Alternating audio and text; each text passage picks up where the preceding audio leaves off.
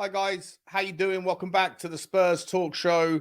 I am Sean Butler. Bugsy Malone is still somewhere else. We are bringing to you a second update of the day, and it's in relation to Richarlison primarily. Brazil's number 9, Brazil's regular number 9, maybe not regular enough for the time being going forward. He's come out with some really interesting comments, important comments regarding his performance and how he is psychologically in his mental place following the international break and following a tough period for him.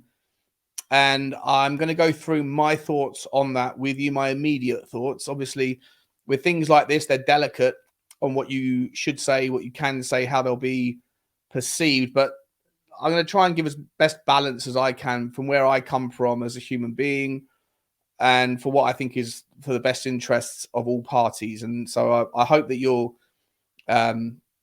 tolerate that if you don't necessarily agree with them, at least know that I'm not saying this from any particular angle, certainly not the angle that people may have come to know me for as a Tottenham fan, which is that I was not really a supporter of the Richarlison transfer. And as I say, it's going to be difficult, not necessarily always agreeable, how you interpret some of this stuff, but we're going to call it out. So this is from the BBC.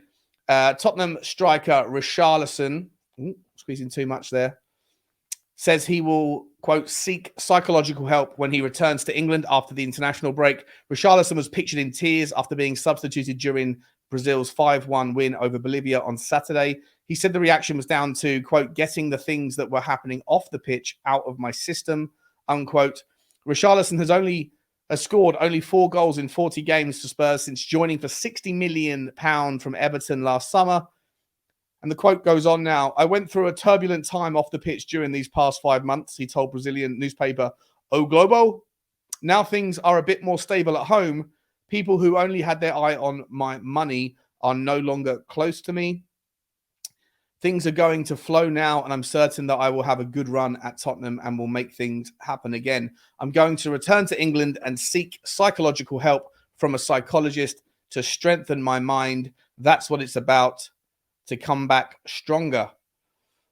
Richarlison missed a great chance before being replaced in the 71st minute in the home World Cup qualifier against Bolivia in Belém and was substituted 64 minutes into Tuesday's 1-0 win over Peru in Lima.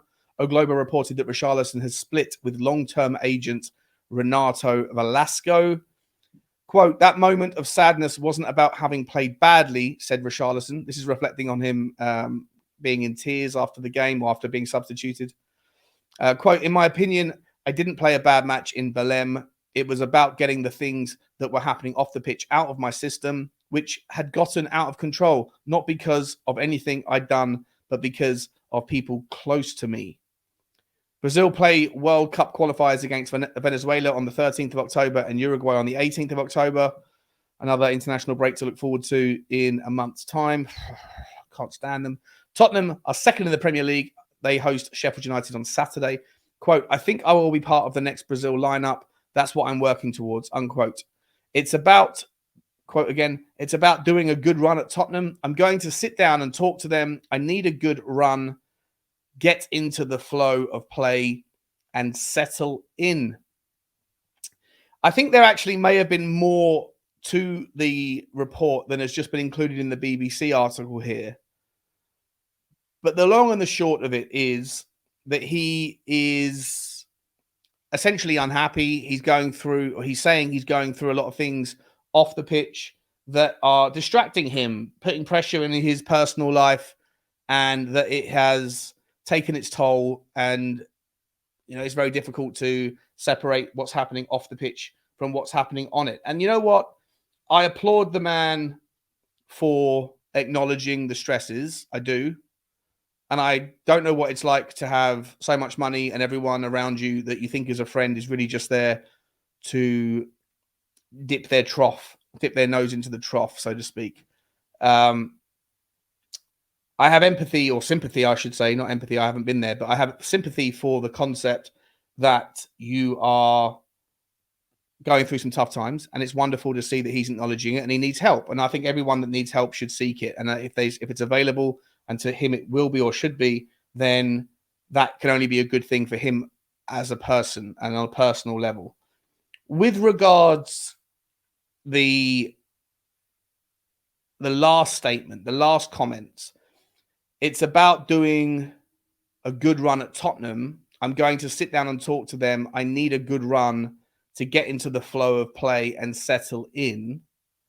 This to me is personally something that I find is going to be an interesting outcome. Look, in any other walk of life, in any other business, if you are suffering from things that are happening in your personal life, if you're going through a divorce or bereavement or I don't know, addiction difficulties or whatever the reason may be why you're underperforming at work, your mind is elsewhere, then the natural course of action for a sympathetic boss, a sympathetic company, and a company that wants you to get better, to be able to continue your gainful employment in the best possible way, wouldn't usually be to seek support in the vein that he is seeking it, psychological therapy,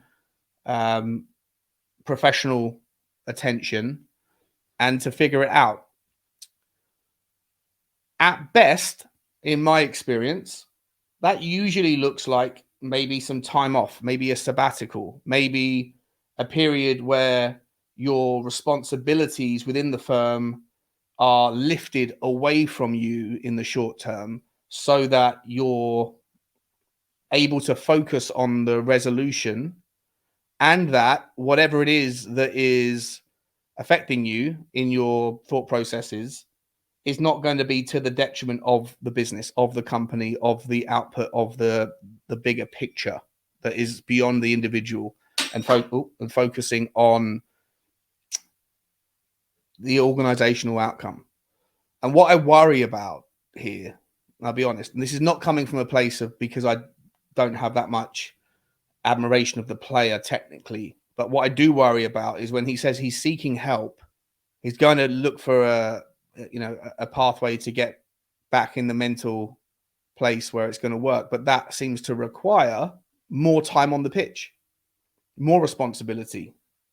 And I think that puts Tottenham into a difficult position on paper. And again, I don't know if this was the entire article. I feel like there may have been more to it, and the BBC are just cherry picking a little bit. And I don't have in front of me the rest if there is anything more. So I'm only going on what's being said here. So forgive me if I'm inferring too much. But when a player is out of form, low in confidence, and hasn't been delivering what is the fundamental output, the fundamental criteria of his job. And I know that in a team system, an ecosystem where the number 9 is actually asked to play more of the sacrificial lamb, then I know that it's not all about goals and assists. However, I think that Richarlison, whilst he does offer off the ball work, I think that we can all make the consensus argument here that he hasn't been able to deliver that on the pitch for recent times.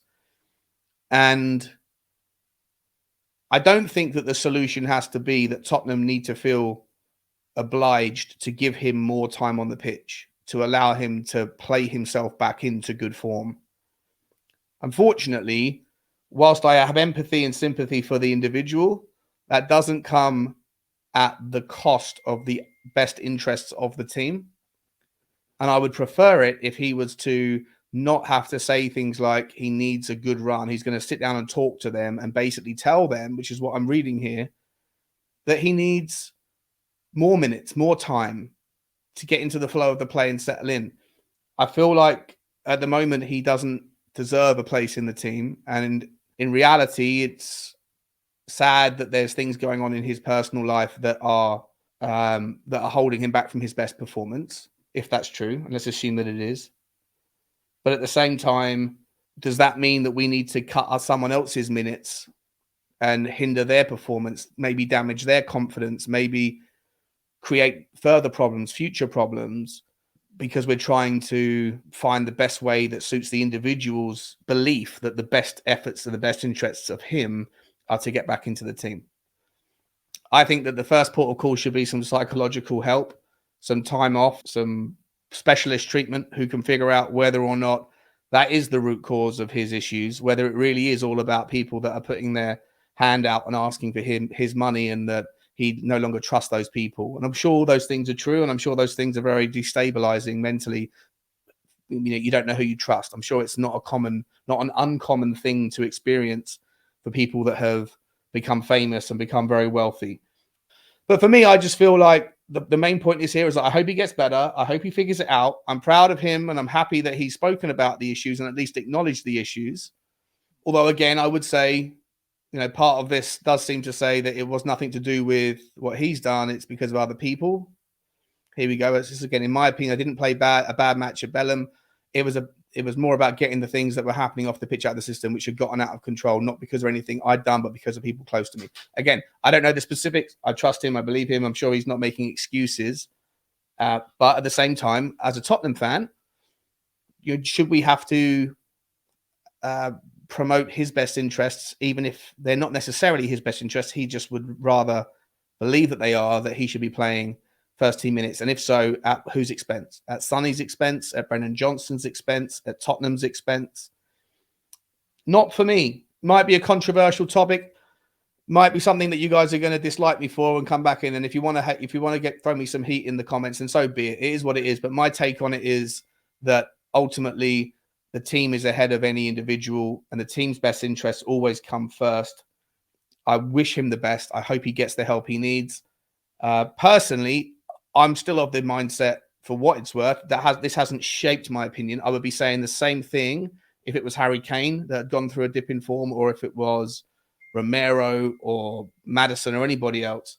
Ultimately, if the form has dipped and you are asking to play yourself out of bad form, but at the same time you're seeking psychological treatment, then for me, I don't think that you should be in the team whilst that process is taking place.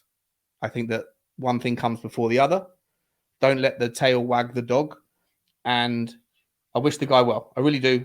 But I'd love to know your thoughts. Do you think that we should, as a fan base, not only obviously accept and welcome and appreciate his acknowledgement, but do you think we should go as far as to hope that Tottenham allow him to have his solution played out, which is a long run in the team at somebody else's expense?